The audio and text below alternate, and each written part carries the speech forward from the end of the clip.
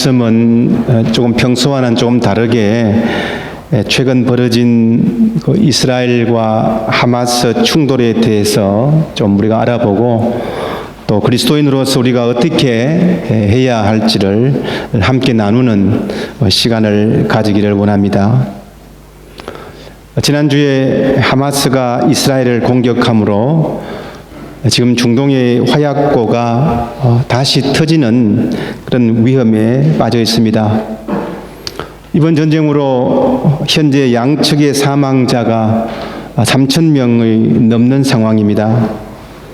이스라엘이 가자 지구에 지상군을 투입하는 그 계획을 가지고 있고 지금 전쟁이 언제 끝날지 모르는 가운데 무고한 시민만 희생당하고 있어서 온 세계가 안타까워하고 있습니다.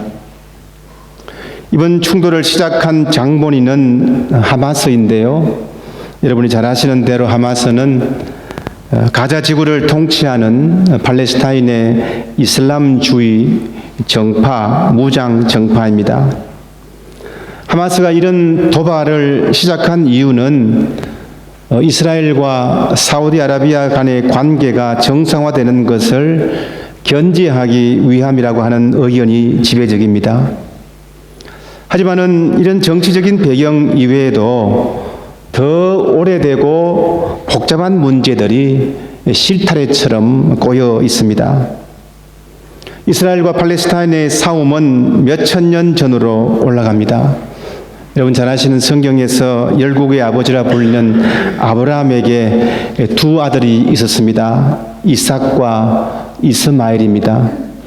아브라함의 아내 사라가 아이가 생기지 않자 하나님이 약속을 주셨음에도 불구하고 사라는 자신의 몸종 하갈을 통해서 이스마엘을 낳습니다. 하지만 14년 후에 사라가 아들을 낳았는데 그가 바로 이삭입니다. 그런데 사라가 이삭을 낳자 자신의 몸종 하갈과 이스마엘을 이제 밖으로 쫓아내어 버리죠. 쫓겨난 이스마엘이 바로 아랍의 시초가 되고요. 이삭은 약속의 아들이 되면서 오늘날의 그 유대교, 기독교의 시초가 되었습니다. 약속의 땅을 사이에 둔 분쟁의 역사는 구약 성경에 계속해서 나타납니다. 지금의 이스라엘은 성경에서는 젖과 꿀이 흐르는 가나안 땅을 말합니다. 구약 성서를 믿는 유대교와 이슬람교 모두에게 이 땅은 자신들의 조상들의 땅이기도 하고 성지이기도 합니다. 더 나아가서 가나안 땅은 하나님의 나라, 곧 천국을 상징하는 곳으로 해석되기 때문에 자신들이 반드시 차지해야 될 땅입니다. 지금의 팔레스타인은 구약 성경에서는 블레셋 민족입니다. 그들은 해양 민족으로 그런 뜻을 가지고 있고요. 이스라엘 백성들이 이집트를 나와서 가나안을 향했을 때에 이미 가나안 땅에 블레셋 사람들이 살고 있었습니다. 그래서 문제가 생긴 거예요. 이스라엘과 팔레스타인에 풀리지 않는 문제 중에 가장 근본적이고 핵심이 바로 이것입니다. 지금의 이스라엘이 과연 누구 땅이냐, 누가 그 땅의 주인이냐 하는 것입니다. 유대 민족은 떠돌이 민족입니다. 이집트에서 요셉이 총리가 되었을 때는 잘 살았는데 이후에 핍박을 받고 모세가 이스라엘 민족을 이끌고 가나안 땅, 지금의 이스라엘로 들어갑니다. 블레셋을 포함한 이방 민족들을 정복도 하고 또한 일부는 옆에 두면서 서로 공존하면서 함께 살았습니다. 이러다가 나중에 이스라엘 역사를 보시면은 유대 민족이 여러 나라에 의해서 속국이 되지 않습니까? 성경에 나오는 아시리아로 인해서 북이스라엘이 멸망합니다. 곧이어서 바벨론이라는 큰 나라에 의해서 남유다가 멸망을 합니다. 이때 많은 유다 민족이 포로로 잡혀가고 지도자가 추방되거나 다른 나라로 흩어지게 됩니다. 이후에 바사, 성경에는 바사, 페르시아가 강대국이 되면서 유대 민족을 관리합니다. 이후에는 어느 나라가 옵니까? 로마죠. 예수님의 시대입니다. 이때도 유대민족을 핍박해서 지중해 지역으로 많이 흩어집니다. 그들이 디아스파로 흩어진 민족이었지만 그 흩어진 곳에서도 회당을 짓고 그들의 신앙을 이어갔습니다. 그래서 바울이 전도 여행을 할 때도 주로 어디에서 복음을 전했습니까? 회당에서, 그렇죠? 유대인들의 회당에서 복음을 전했습니다. 이제 313년에 로마에서 기독교가 공인되면서 공개적으로 유대교와 유대인들이 핍박을 받게 되었고 더욱더 넓은 범위로 온 세계로 흩어집니다. 스페인까지 오게 됩니다. 이런 디아스포라 유대 민족은 중세를 거치고 또 근세를 거치기까지 세계 곳곳에 흩어져 살았고 상업을 통해서 부를 축적했습니다. 해외에 살다 보니까 이제 서서히 고향 생각도 납니다. 기회가 있으면은 가나안 땅으로 가고 싶은데 그런데 문제는 자신의 나라가 없어요. 당시 이스라엘 땅에는 대부분 아랍 사람들이었고 유대 민족은 소수 민족이었습니다. 제1차 세계대전 이후에는 또 영국이 그 땅을 장악하고 있었습니다. 이러다가 제2차 세계대전 때에 나서 나치의 유대인 학살이 있었지 않습니까? 여러분 폴란드 아우슈비츠를 한번 다 가보셨지요? 거기에 유대인 학살 현장이 잘 보존되어 있습니다. 이때 학살을 피해서 많은 유대인들이 팔레스타인으로 지역에 몰리게 돼요. 그런데 이것으로 인해서 유대인과 아랍인 사이에서 폭력 사태가 발생을 했고 영국도 통치에 대해서도 반감을 가지게 됩니다. 2차 세계대전 이후에 유엔은 팔레스타인 지역을 유대국가, 아랍국가 이렇게 두 개 분리하는 안을 통과시켰고 예루살렘은 국제 공동 통치구역으로 두었습니다. 이 분할 안에 대해서 유대인들은 승낙을 했지만 팔레스타인은 어떻게 했을까요? 좋아할 일이 아니겠죠. 당연히 거부했습니다. 화가 안 나겠습니까?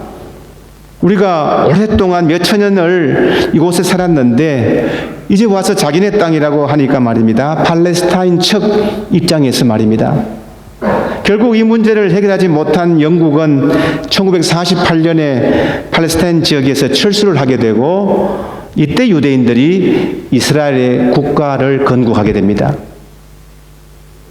팔레스타인은 이에 반대하면서 이웃 아랍 국가들과 함께 이스라엘에 대항하는 1차 중동 전쟁이 일어나고요. 이 전쟁에서 이스라엘은 팔레스타인의 전 대부분의 지역을 장악합니다. 그리고 이후에 수십 년간 1차, 4차까지 중동 전쟁이 일어났고 지금 현재 5차 중동 전쟁으로 확전될지 전 세계가 숨죽이면서 지켜보고 있습니다. 하마스는 테러 집단이지 않습니까? 지금의 가자 지구에서 정권을 잡고서는 이스라엘을 부정하고 이스라엘을 타도하는 것이 자기들의 목표입니다.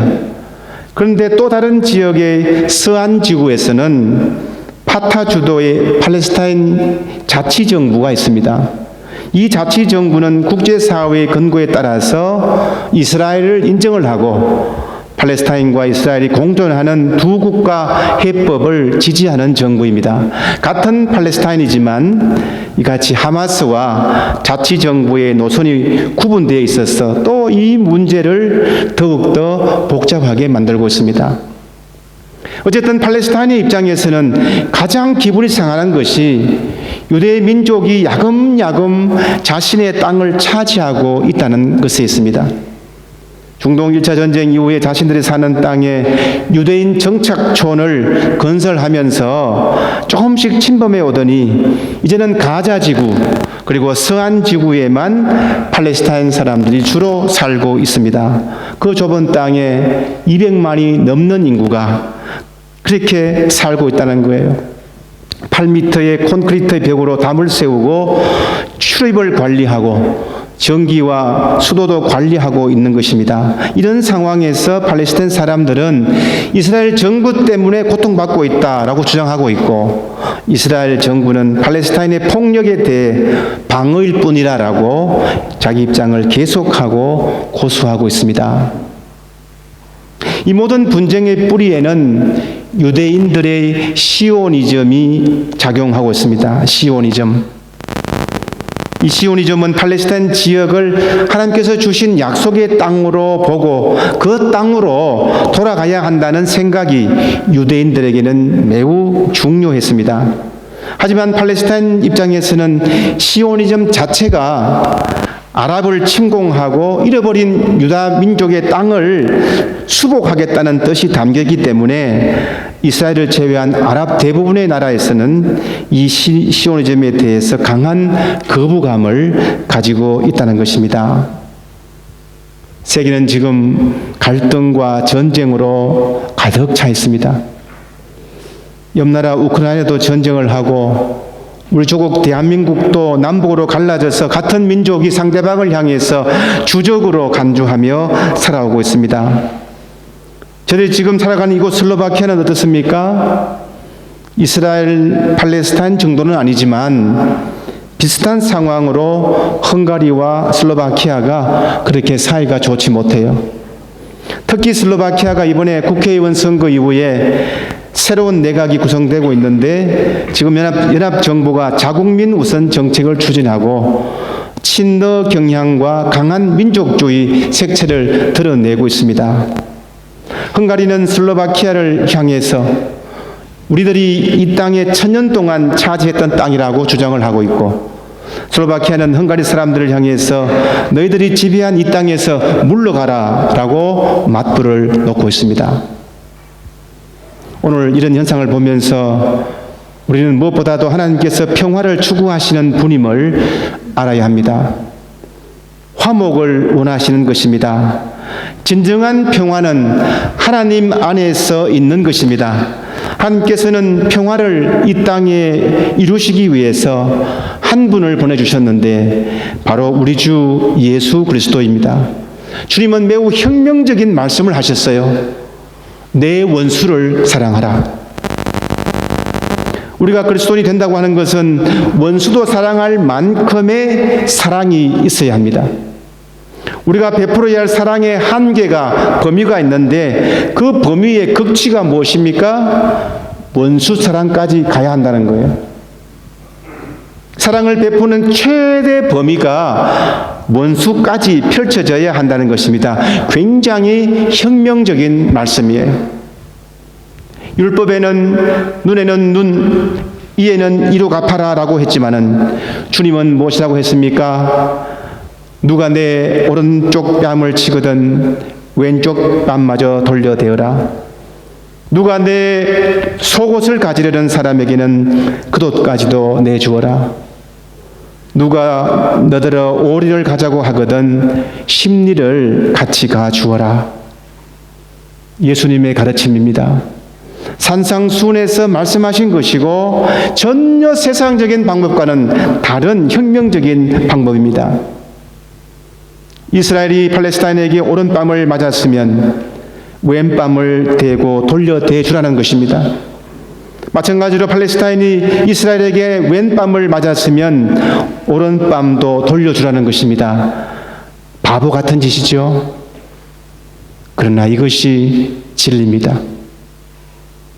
오늘 본문 2절에서 보세요. 마리레의 그리스도의 전의 산에 모든 산꼭대기에 굳게 설 것이요 모든 작은 산 위에 뛰어나리니 만방이 그리로 몰려들 것이라.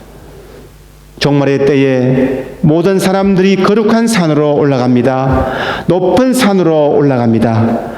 우리가 지금 하나님을 믿고 하나님이 계신 거룩한 산으로 올라갈 수 있는 것은 예수 그리스도께서 십자가의 죽으심으로 말미암아 저들과 하나님과의 관계를 평화로 만들어 주셨기 때문에 가능한 것입니다. 여호와의 전은 시온을 말합니다. 실제로 시온은 전혀 높지 않은 자그마한 언덕에 불과해요. 이렇게 약하고 약한 시온이 왜 강할 수 있겠습니까? 왜 마지막 날에 그것이 가장 높아지고 모든 민족이 그리로 몰려들 수 있겠을까요? 그곳에 하나님의 율법이 흘러나오기 때문입니다. 3절 말씀에서 많은 백성이 가며 이르기를 오라 우리가 여호와의 산에 오르며 야곱의 하나님의 전에 이르자 그가 그의 길을 우리에게 가르치실 것이라 우리가 그 길로 행하려 하리니 이는 율법이 시온에서부터 나올 것이요 여호와의 말씀이 예루살렘에서부터 나올 것임이라. 아멘. 하나님의 구원의 날에 시온산으로 모든 민족들이 물밀듯이 몰려드는 것은 예수 그리스도를 통한 구원을 상징하고 있습니다. 어떻게 이것이 가능하다고 했지요? 거기에만 율법이 있기 때문이에요. 우리 주님은 율법을 완성하신 분입니다. 율법의 불완전함을 완성하신 분이 바로 우리 주 예수 그리스도입니다. 참 구원자시고 율법의 완성자이신 주님께서 마지막 때에 민족들 간의 분쟁을 조정하시며 판단하시는 재판장이 되십니다. 4절 말씀을 한번 보실까요? 주께서 민족들 사이의 분쟁을 판결하시고 뭇 백성 사이의 갈등을 해결하실 것이니 그들이 칼을 쳐서 보습을 만들고 창을 쳐서 낫을 만들 것이며 나라와 나라가 칼을 들고 서로를 치지 않을 것이며 다시는 군사훈련도 하지 않을 것이다. 하나님의 통치가 실현될 때에 전쟁도 더 이상 필요 없게 된다는 것입니다. 사람들은 무장을 해제하고 파괴적인 목적으로 만들었던 그 창과 칼을 생산적인 도구로 바꾸게 될 것입니다. 그렇다면 우리 기독교인들의 태도는 명확해집니다. 우리는 예수 그리스도께서 이 땅에 이루신 하나님의 평화를 만들어가는 사람들입니다. 저희들부터 먼저 칼을 쳐서 쟁기로 만들고 창을 쳐서 낫을 만들어야 합니다.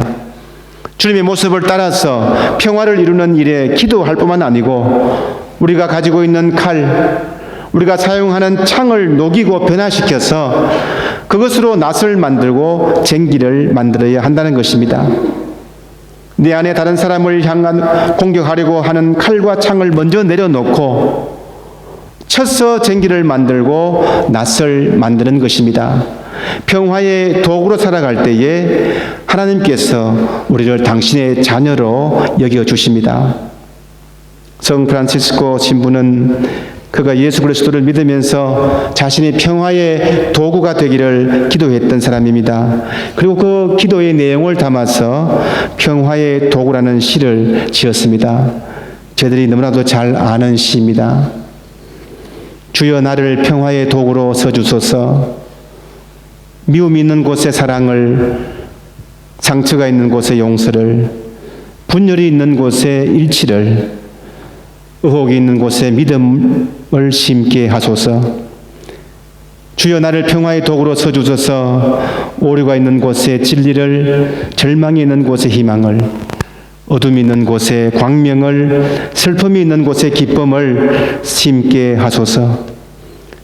위로받기보다는 위로하며 이해받기보다는 이해하며 사랑받기보다는 사랑하게 하소서. 우리는 줌으로써 받고 용서함으로써 용서받으며 자기를 버리고 죽음으로써 영생을 얻기 때문입니다. 주여 나를 평화의 도구로 서주소서. 이 기도가 저와 여러분의 기도가 되기를 바랍니다. 이 기도가 지금 온 세계 기독교인들의 기도가 되기를 원합니다. 서로에게 세웠던 칼과 창을 내려놓고 그것을 쳐서 쟁기를 만들고 낫을 만들 때에 진정한 평화가 주어집니다. 예수 그리스도께서 이루신 이 참 평화가 저와 여러분들을 통해서 이 땅에 충만하게 드러내는 참된 하나님의 자녀들이 다 되시기를 주님의 이름으로 축원합니다. 아멘. 기도하겠습니다. 사랑이 많으신 하나님 아버지, 전쟁의 소문이 들리고 무고한 나약한 사람들이 희생을 당하는 이 현장을 보면서 참으로 가슴이 아프고 참으로 분노도 일고 어떻게 해야 될지 할지 못하는 연약함 안에서 주님께 간절히 간구합니다. 평화의 하나님께서 온 세계를 인도해 주시고 하나님의 평화가 하루빨리 임할 수 있도록 주여 인도해 주시옵소서. 저들부터 평화의 도구가 되게 하시며 저희 안에 갈고 닦았던 칼과 창을 내려놓고 그것을 갈고 닦아서 변화시켜 오히려 생산적인 도구로 만드는 우리 모두가 될 수 있도록, 그래서 주님께서 이루었던 주님의 평화를 제들을 통해서 작은 부분이지만은 만들어가는 우리 모두가 될 수 있도록 인도해 주시옵소서. 예수님의 이름으로 기도드리옵나이다. 아멘.